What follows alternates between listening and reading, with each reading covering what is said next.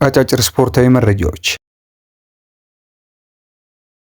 አትሌቲክ ቢልባዎች የኒኮ ዊሊያምስን ውል ለማራዘም እየተነጋገሩ ሲሆን እንደ አርሰናል፣ ሪያል ማድሪድ፣ ባርሴሎና እና ቼልሲ የመሳሰሉ ክለቦች የሚቀርብላቸውን ጥያቄ ውድቅ በማድረግ ለተጫዋቹ ትልቅ ደሞዝ ለማቅረብ ተዘጋጅተዋል።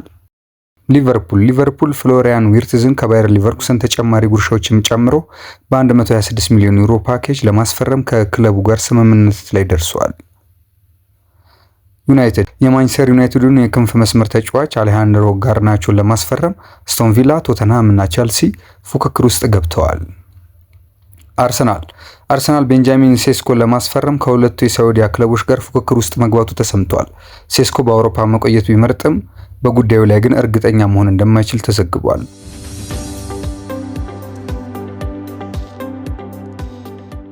ወደ ቶተንሃም እንሄዳለን። ሰን ሆንግሚን ወደ ሳዑዲ አረቢያ ለመሄድ ፍላጎት እንዳለው ተሰምቷል። የተለያዩ ክለቦች እሱን ለማስፈረም እያነጋገሩት ይገኛልም ነው የተባለው። ወደ አሜሪካ ሊግ መጓዝም በሰውን ሀሳብ ውስጥ አለ። ነገር ግን የኤምኤልኤስ ቡድኖች ይህን መሰል ስምምነት ለመፈጸም የገንዘብ አቅም የላቸውም ተብሏል። ቼልሲዎች የሞርጋን ሮጀርስን ወኪሎች አነጋግረዋል። ተጫዋቹ በዚህ ክረምት ከክለቡ ጋር ይለያያል ተብሎ ይጠበቃል። አስቶን ቪላዎች ለተጫዋቹ እስከ 80 ሚሊዮን ፓውንድ ድረስ ይፈልጋሉ ነው የተባለው። ኒውካስልን እናያለን። ኒውካስሎች ከበርንሌይ ጋር ግብ ጠባቂውን ጄምስ ትራፎርድን ለማስፈረም ድርድር ጀምረዋል። በርንሌዎች ለግብ ጠባቂው እስከ 30 ሚሊዮን ዩሮ ይፈልጋሉ ሲል የዘገበው ታይም ስፖርት ነው።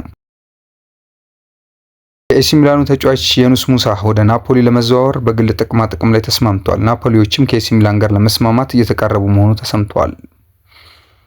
በሌላ በኩል ኬቨን ደብሮይነ በዚህ ሳምንት መጨረሻ ከናፖሊ ጋር የሕክምና ምርመራ እንደሚያደርግ ይጠበቃል።